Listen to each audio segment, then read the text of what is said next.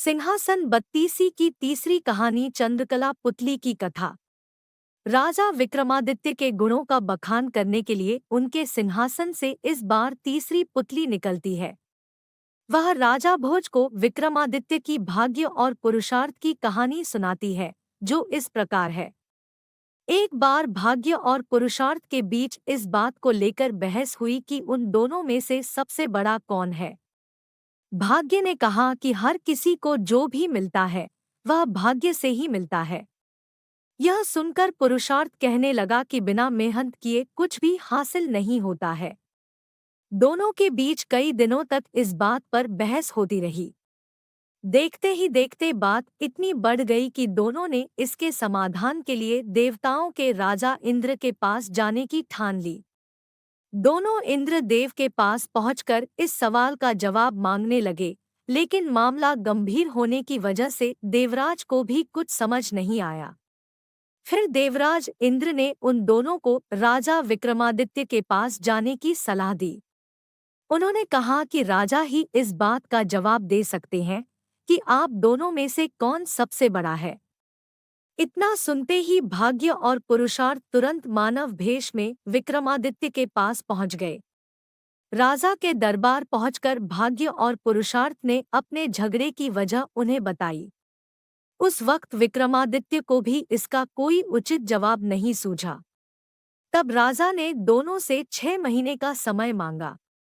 इस दौरान भाग्य और पुरुषार्थ के सवाल का उन्हें कोई जवाब समझ नहीं आता। तब राजा सही जवाब की तलाश में अपने राज्य में जनता के बीच सामान्य नागरिक का भेष बनकर घूमने लगते हैं। राजा को काफी कोशिश के बाद भी अपने राज्य में इस बात का सही जवाब नहीं मिलता।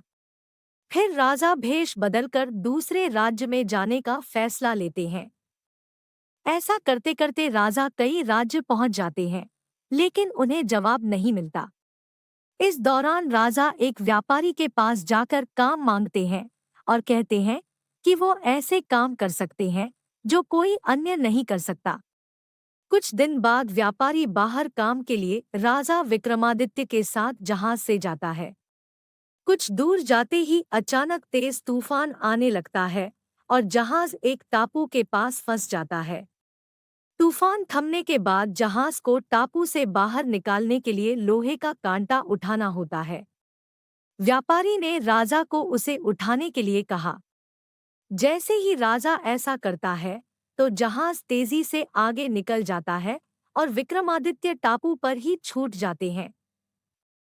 टापू पर छूटने के बाद राजा कुछ देर आगे चलते हैं तो उन्हें वहां एक नगर दिखाई दिया। नगर के गेट में लिखा हुआ था कि यहाँ के राजा की बेटी का विवाह महाराज विक्रमादित्य के साथ होगा।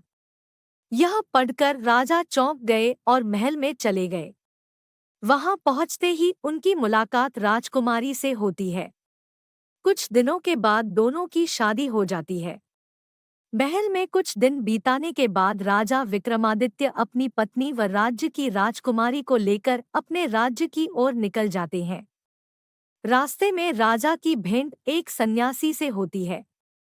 वह सन्यासी चमत्कारी माला व एक छड़ी राजा को देता है। सन्यासी ने राजा को बताया कि इस माला को पहनने पर व्यक्ति अदृश्य हो जाता है और छड़ी से सोने से पहले जो भी मांगा जाए वो मिल जाता है। राजा सन्यासी को उपहार के लिए धन्यवाद कहते हैं और आगे बढ़ जाते हैं। राजा महल पहुंचकर राजकुमारी को अंदर कमरे में भेज देते हैं और खुद बगीचे में चले जाते हैं।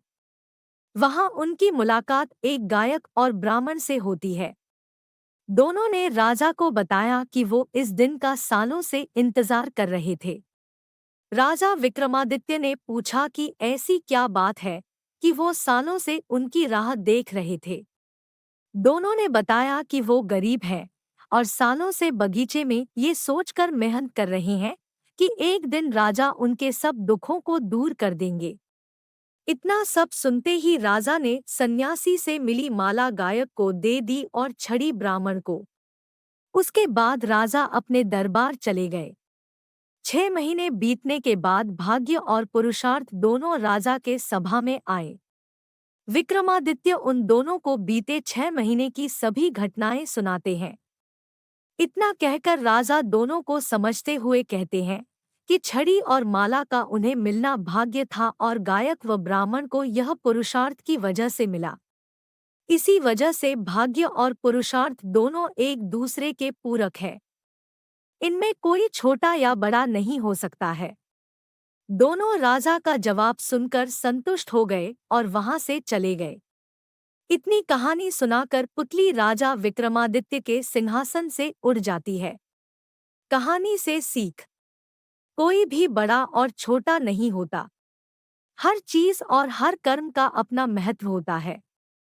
आपको ये कहानी अच्छी लगी हो तो इस वीडियो को लाइक करो और अपने दोस्तों के साथ शेयर करो और आगे की कहानी देखने के लिए चैनल को सब्सक्राइब करो। आगे कौन से कहानी देखना चाहते हैं कमेंट में ज़रूर बताएं। धन्यवाद।